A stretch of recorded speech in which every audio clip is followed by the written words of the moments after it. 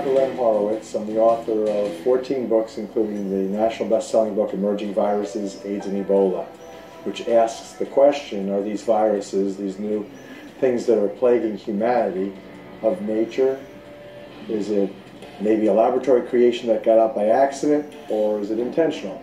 And the book definitively shows that it is not by nature. And it leaves you, the readers, to consider the other two options, laying out all the evidence. My own personal opinion is that it's not an accident at all. It's by intent. So I've done for the last, I'd say, 15 years, health science and U.S. government cover-up investigations. And that's what I'm best known for.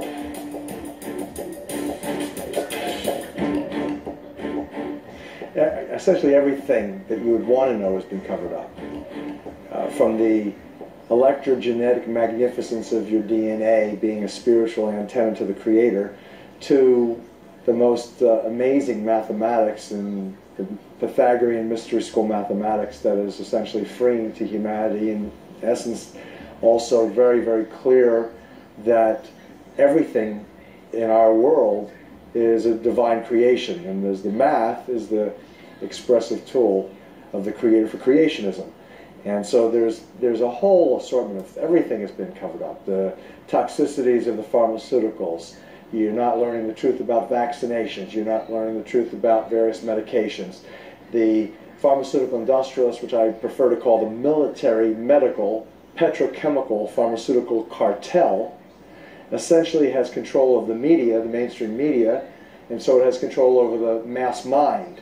And as a result of those powers that they assert, people are not given the factual information upon which to make informed decisions. They're given propaganda, and as a result, the choices that people are making are genocidal.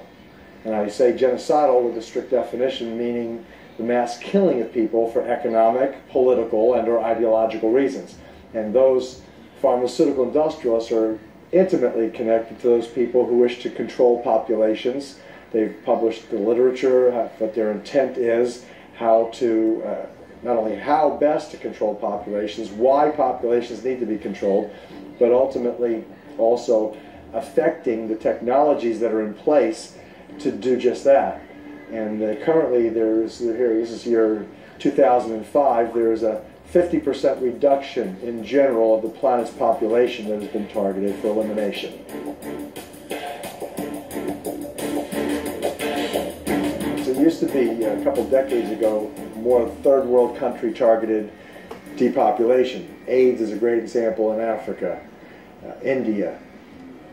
Today, however, the agenda is global, and that America is on its way out as a superpower. The politics that we're currently experiencing are simply the politics of the global industrialists and those who really control the entire show, the game of chess on the global board, from England, London, and Germany. So the banksters of Europe we're talking about, I prefer to call them banksters rather than bankers, and the royalty of Europe that have been in charge of colonialism for centuries. Today we're looking at neo-colonialism, which is globalism, and what's taking place is the control over America is very, very clear. You had a great example with Gulf War syndrome in the medical arena, with 700,000 troops initially going to the first Gulf War back in 1990, with 200,000 returning with a mycoplasma infection and what's called Gulf War syndrome. And now that, as we published in 1996 in a video production called Gulf War Syndrome, the Spreading Epidemic Cover-Up, you had that as an infectious disease initiated by vaccination toxicity and vaccine impurities, infections with this mycoplasma beast, then getting out, spreading throughout the population when people cough and hack, or even in this case, the clothing that the military personnel returned from the war arena with were in some cases infected. And this now is